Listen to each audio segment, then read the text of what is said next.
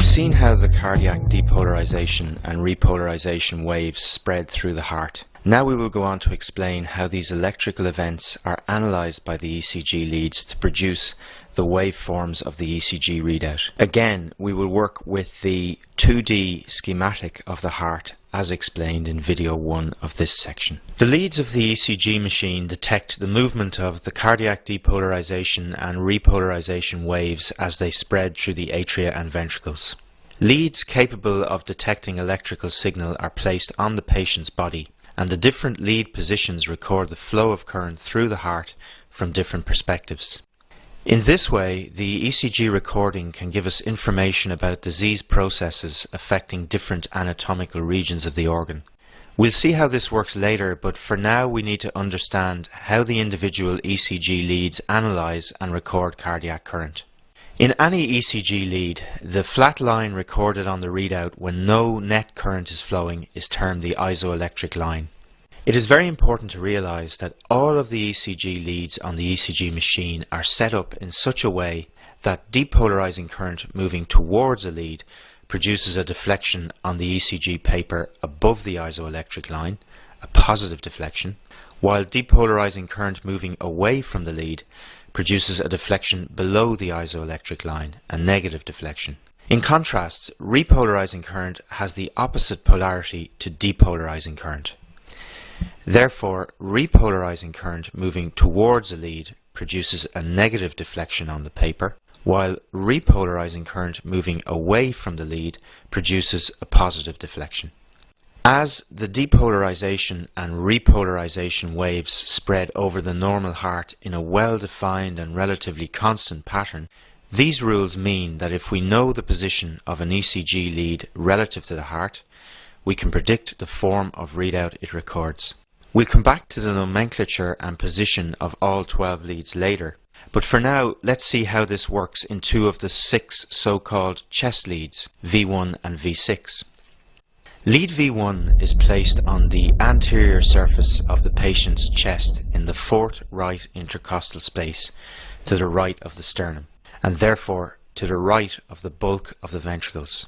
In contrast, lead V6 is placed on the patient's chest in the 5th intercostal space, mid-axillary line, and looks at the heart from the left of the ventricles. During each cardiac cycle, atrial contraction is associated with a wave of depolarization spreading over the chambers. As the atria sit at the back of the chest cavity, this wave of depolarization is not only spreading downwards and towards the left from the SA node, but also outwards toward the front of the chest and therefore towards the chest leads. As this depolarizing current is moving towards the leads, it produces a positive deflection on the ECG paper. This is the P wave of atrial depolarization. After a short delay in which no current is flowing, the AV node allows the depolarization signal to travel into the ventricles. As we've seen, the mid-zone of the interventricular septum is the first piece of ventricular muscle to depolarize, and it does so by signals spreading across the septum from the left towards the right bundle branch. This early depolarization signal is moving towards V1 and therefore produces a positive deflection on the ECG paper in the recording from this lead. However, this septal current is moving away from lead V6, producing an initial negative deflection in this lead. As the septum continues to depolarize, the depolarization wave spreads out over the muscle mass of the ventricles. To understand what happens next in the recordings, it is important to realize that the magnitude of the electrical signal generated by depolarizing muscle is directly proportional to the mass of muscle generating it.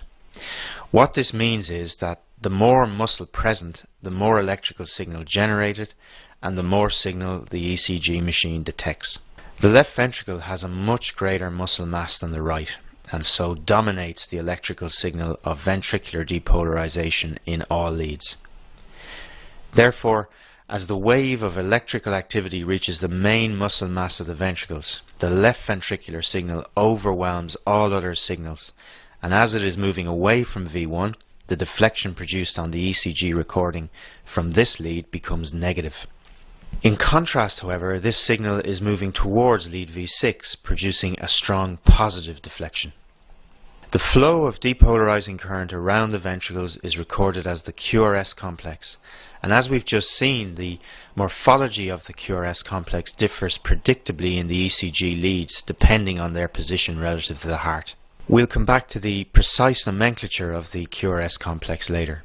When ventricular depolarization is complete, there is a brief period when no current is flowing and the recording returns to the isoelectric line. This period ends with the onset of ventricular repolarization. Remember, repolarizing current has the opposite polarity to the depolarization wave, and therefore when it is moving towards a lead, it produces a negative deflection on the ECG paper and a positive deflection when moving away from a lead. We've already seen that repolarization spreads through the ventricles in the opposite direction to the depolarization wave, beginning in the epicardium and spreading from the epicardial to the endocardial surface of the ventricles. The deflection produced on an ECG by ventricular repolarization is again dominated by the signal from the left ventricle. As this repolarizing current is moving towards V1, the deflection produced is negative in this lead. In contrast, this repolarizing signal is moving away from lead V6, producing a positive deflection. The deflection produced by ventricular repolarization is termed a T wave. Note that the T wave has a very different morphology to the QRS complex. Cardiac repolarization spreads relatively slowly through the muscle mass outside the conducting system. Hence, the T wave is considerably longer in duration and therefore broader on the ECG paper compared to the QRS complex. You should also realize at this point that the fact that repolarizing current moves through the ventricles in the opposite direction to the depolarization wave means that in leads with an overall negative QRS complex, that is, the negative deflection is larger than the positive deflection, the T wave also tends to be negative, lying below the isoelectric line. While in leads with an overall positive QRS complex, the T waves are also positive, lying above the isoelectric line. To use the jargon, in non-diseased hearts, the QRS complexes and T waves tend to be concordant.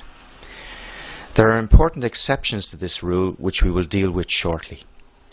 Just to tie up a loose end, atrial repolarization produces a relatively weak electrical signal which is buried in the QRS complex and is generally not detectable on a standard 12-lead ECG. In the next video, we will try and ensure that you are familiar with the nomenclature of the ECG recording.